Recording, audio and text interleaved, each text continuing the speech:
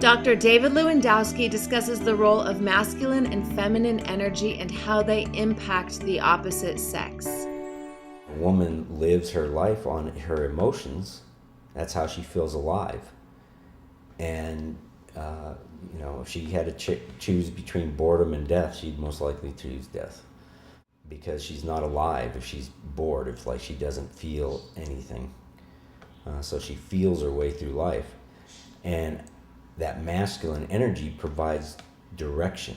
And if she doesn't get it, she'll make up her own stories so she can feel, or she'll get addicted to her story.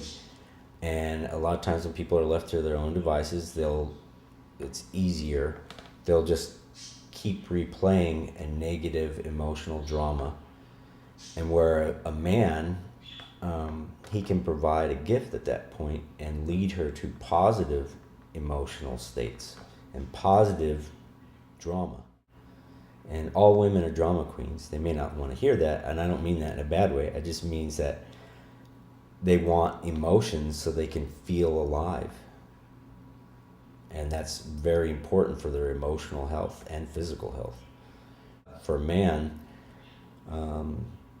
he's going to do things like go surfing, he's going to go hiking, he's going to start drinking a lot.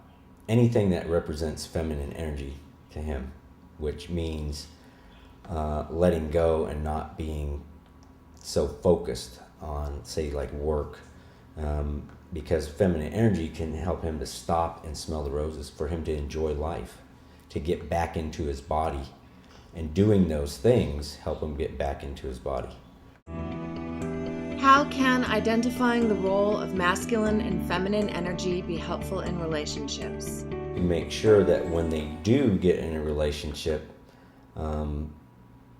that they understand what a relationship serves to do in their life, what they actually need in their life, not what the outside world has been telling them, and what they've learned from their parents, who could, maybe their parents were married for 40 years, but they didn't like each other and they didn't get a divorce, and so they taught their kids, well, you just made this commitment, don't try to work it out, just live in misery.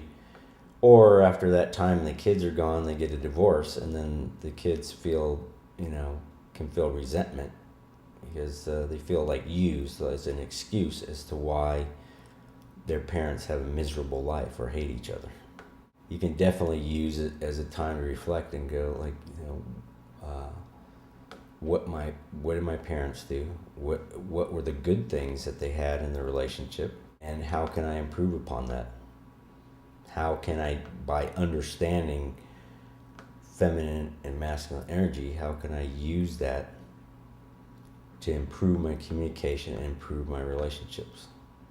You have to know what your top 5 values or so are, and that's wherever you spend your time and your energy talking about or doing or spending money on.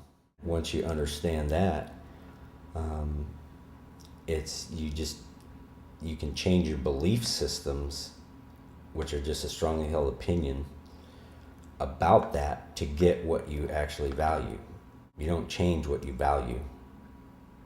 You'll just find different strategies for getting it, or trying to attain it through whatever it is that you believe. You can use it to reflect what are my belief systems?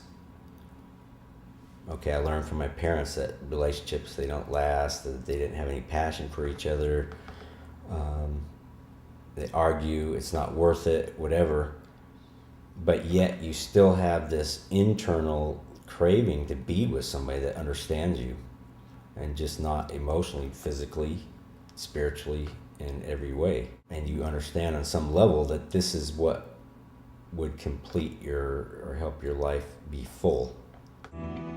For more information, visit universallyaligned.net.